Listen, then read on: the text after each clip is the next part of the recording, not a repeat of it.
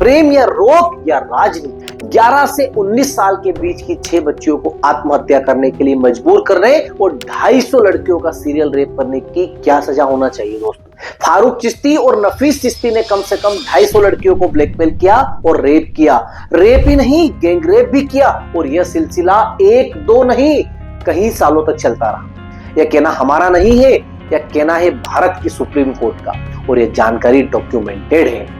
चिश्ती नाम सुनकर आपको कुछ याद आया? जी हां, वही अजमेर का ख्वाजा मोइनुद्दीन चिश्ती, उसी के खानदान में आते हैं फारूक चिश्ती और नफीस चिश्ती, जिन्होंने कि 90s में इस देश का सबसे घिनौना गैंग रेप और ब्लैकमेल कांड किया। बलि आ रही है हमारे न्याय तंत्र की, क्योंकि इसमें कम से कम 6 पीड़ित लड़कियों ने आत्महत्या भी कर ली, लेकिन इन आत्महत्याओं का और इन बलात्कारों का दंड किसी के प्राण से नहीं देना पड़ा। मतलब कि किसी भी अपराधी को फांसी की सजा नहीं हुई। सुप्रीम कोर्ट की एन संतोष हेगड़े और बीपी सिंह की पीठ ने तो इनकी आजीवन कारावास की कैद को घटाकर 10 साल की कैद में बदल दिया। कुछ अपराधियों को तो नाबालिग होने के कारण सजा भी नहीं, बाकी सारे अपराधी जेल से बाहर आ गए। पुलिस और प्रशासन ने इस घटना को तब तक दबाए रखने का प्रयत्न किया जब तक कि संभव हुआ, लेकिन जब यह घटना दैनिक नवज्योति में छप गई तो पुलिस को हाथ पैर हिलाने पड़े। दोस्तों, बात यह है कि इन 250 में सारी की सारी लड़कियां एक ही संप्रदाय की, शुद्ध हिंदी में कहे तो सारी हिंदू है और फहीम चिश्ती और नफीस चिश्ती अजमेर के दरगाह शरीफ के खादिम परिवार के।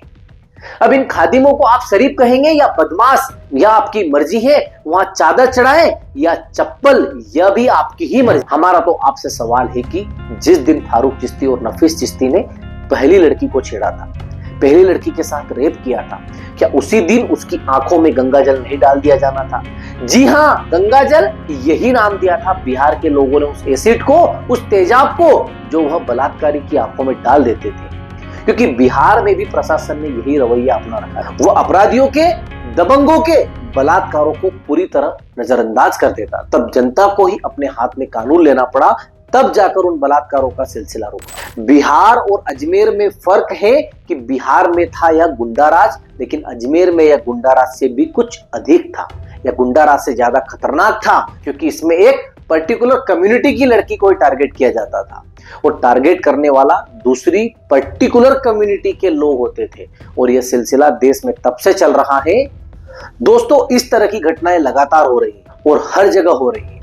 अजमेर ही नहीं, उदयपुर, भोपाल, इंदौर, बंगाल, कुशीनगर, केरल और यहां तक कि यूनाइटेड किंगडम या ब्रिटेन में भी हो रहा है। केरल में टारगेट क्रिश्चियन लड़कियां हैं, जबकि ब्रिटेन में टारगेट सिख लड़कियां हैं। सारी जगह की डिटेल्स देना वीडियो को लंबा करना होगा, लेकिन हम केवल उत्तर प्रदेश के बलरामपुर का जिक्र करना चाहेंगे, जहां का जमालुद्दीन बाबा यही काम कर रहा था। उसको विदेश से 500 करोड़ मिले, जिसमें कि इस राशि का सदुपयोग हिंदू लड़कियों को बहला फुसलाकर अनैतिक कृत्य और धर्मांतरण करने में कर सके। जाहिर सी बात है कि यह पैसा एक पर्टिकुलर कम्युनिटी के युवाओं को दिया जाता था, जिससे कि वह महंगी बाइक खरीद सके, महंगे कपड़े खरीद सके और लड़कियों को अच्छे गिफ्ट वगैरह दे सके, होटल में ले जा सके, इस तरह अपना उल्लू सीधा कर सके, फिर उनसे निकाह कर सके। इन्होंने तो लड़कियों के रेट भी तय कर रखे हैं दोस्तों।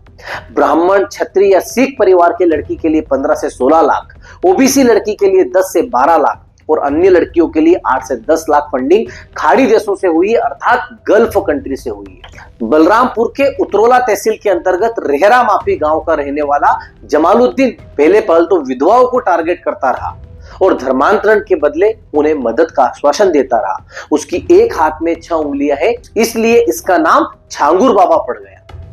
लेकिन दूसरे पक्ष का कहना है कि यह केवल और केवल शुद्ध प्रेम का मामला है, जिसे राजनीतिक रंग दिया जा रहा है।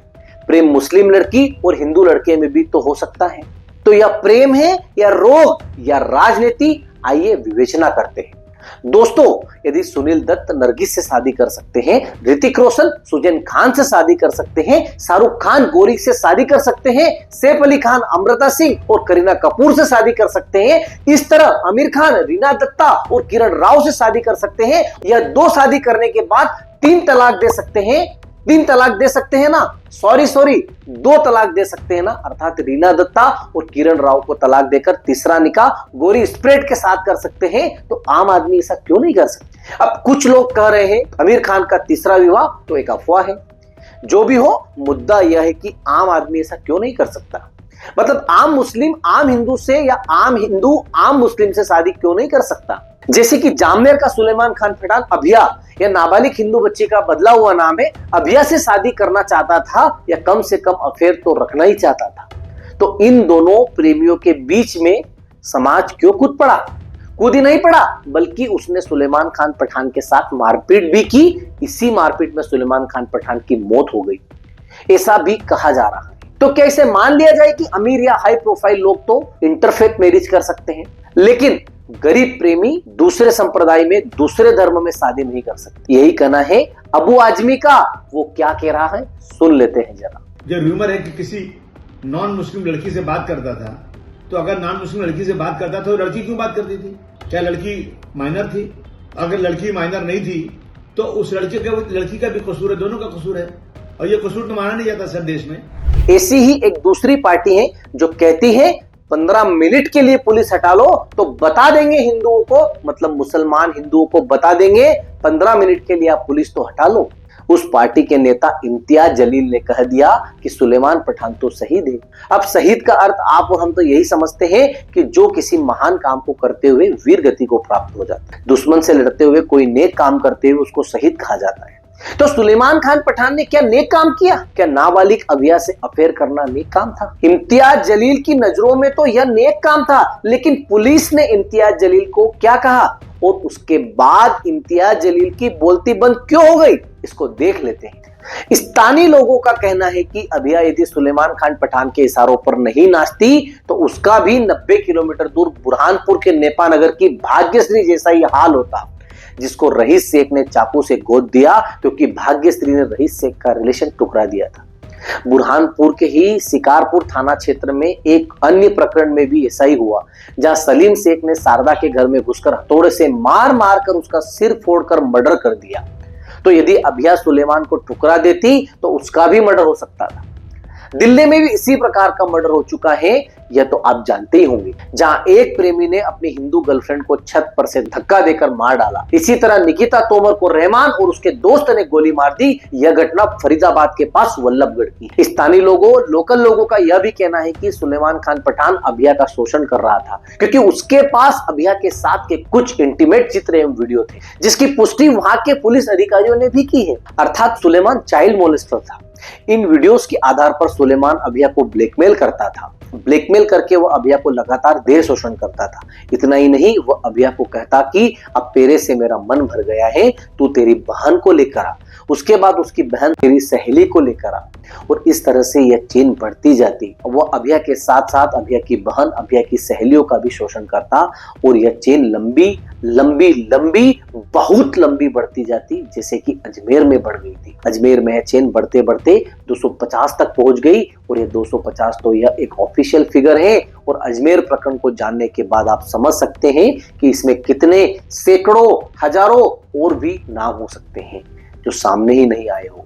अजमेर में हुमायूं की ख्वाजा मोइनुद्दीन चिश्ती के दरगाह से जुड़े हुए परिवार के लोग, जिनका नाम फारूक चिश्ती, नफीस चिश्ती, नसीम, इकबाल भाटी, ऐसे अनेक लोग, इसके परिवार के जुड़े हुए लोग इसमें शामिल हैं। लिस्ट बहुत लंबी है, यदि मैं एक एक के नाम बोलने जाऊंगा तो बहुत टाइम लग जाएगा। सावित्री कॉलेज में पढ़ने वाली एक 18 साल की लड़की को कांग्रेस पार्टी में काम दिलाने के बहाने अगवा कर लिया, उसके बाद उसका देह शोषण किया और उसका वीडियो बना लिया। इस वीडियो के आधार पर उसको फिर से ब्लैकमेल किया और उसका शोषण करते रहे। कई बार तो 2-4 लोग उसके साथ बारी बारी से बलात्कार करते थे। जब वहां के स्थानीय अखबारों में इस बारे में प्रशासन से बात की तो प्रशासन ने बात को टाल दिया और 1 साल तक कोई प्रकरण दर्ज नहीं किया, 1 साल तक कोई कार्रवाई नहीं की गई। तब जाकर स्थानीय नवज्योति अखबार को यह प्रकरण प्रकाशित करना पड़ा। उसके बाद जाकर पुलिस ने कोई कार्रवाई की, लेकिन फिर भी अपराधी इतने दमदार, इतने असरदार परिवार से थे क्योंकि वह ख्वाजा मोइनुद्दीन चिश्ती की दरगाह से जुड़े हुए थे। उन्होंने जांच को प्रभावित करने का हर संभव प्रयत्न किया। इस षड्यंत्र में एक पाकिस्तानी नागरिक डॉक्टर खलील चिश्ती भी शामिल था, और पाकिस्तानी होने के नाते उसे बड़ा ही स्पेशल ट्रीटमेंट दिया गया। उसको जेल में नहीं रखा गया, उसको एक प्राइवेट घर में नजरबंद करके रखा गया, और बाद में तो उसे पाकिस्तान भी जाने दिया गया, अर्थात छोड़ दिया गया। धन्य है हमारा अन्याय तंत्र, सॉरी न्याय तंत्र। सुप्रीम कोर्ट ने स्वयं स्वीकार किया कि इस प्रकरण के अपराधी रसूखदार लोग हैं और उन्होंने गवाहों को डराने धमकाने का काम किया है, लेकिन इतना कहकर सुप्रीम कोर्ट भी चुप बैठ गया। इस प्रकरण में प्रभावित कम से कम 6 लड़कियों ने आत्महत्या भी कर ली, लेकिन सुप्रीम कोर्ट ने कोई एसआईटी गठित नहीं की और किसी भी हाई प्रोफाइल आदमी को फांसी के तख्ते पर नहीं पहुंचाया। किसी को भी अबेटमेंट ऑफ सुसाइड के लिए दोषी नहीं ठहराया गया। अलग अलग अपराधियों ने अपनी अपनी सुविधाओं के हिसाब से सरेंडर किया और उन पर अलग अलग केस चला और इसलिए पीड़ित पक्षों को बार बार कोर्ट में जाकर अपनी दर्दनाक दास्तां को सुनाना पड़ा और हमारे माननीय न्यायाधीश बड़े चाव से सारी घटनाएं सुनते रहे। कोई प्रयास नहीं किया गया कि इन पीड़िताओं को न केवल न्याय दिया जाए बल्कि इस प्रकार की बार बार की यातना से भी छुटकारा दिलाया जाए। इसी के चलते कम से कम 6 लड़कियों ने तो आत्महत्या कर ली, सुसाइड कर लिया। कहीं पीड़ित परिवारों को तो छोटे मोटे अखबारों और टेबलाइड ने भी ब्लैकमेल किया। ये सारी घटनाएं 1992 की है, अर्थात आज से 33 साल पहले।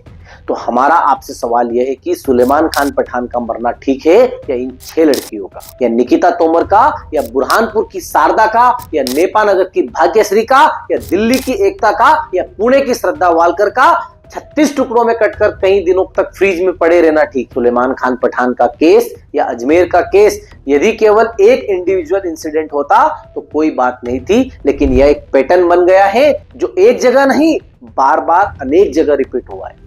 वीडियो को संक्षिप्त में रखने के लिए हम इतना ही बताना चाहेंगे कि आप इसी प्रकार का प्रकरण यूपी के छांगुर बाबा का तो सुन ही चुके होंगे।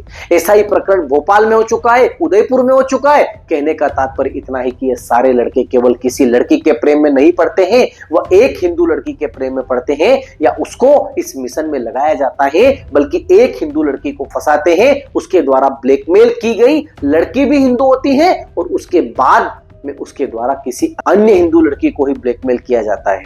यदि यह केवल प्रेम का मामला है तो शायद इसमें आईएसआई फंडिंग करने की जरूरत नहीं थी, लेकिन इस प्रकार की ग्रूमिंग गैंग को आईएसआई से फंडिंग आती रही है।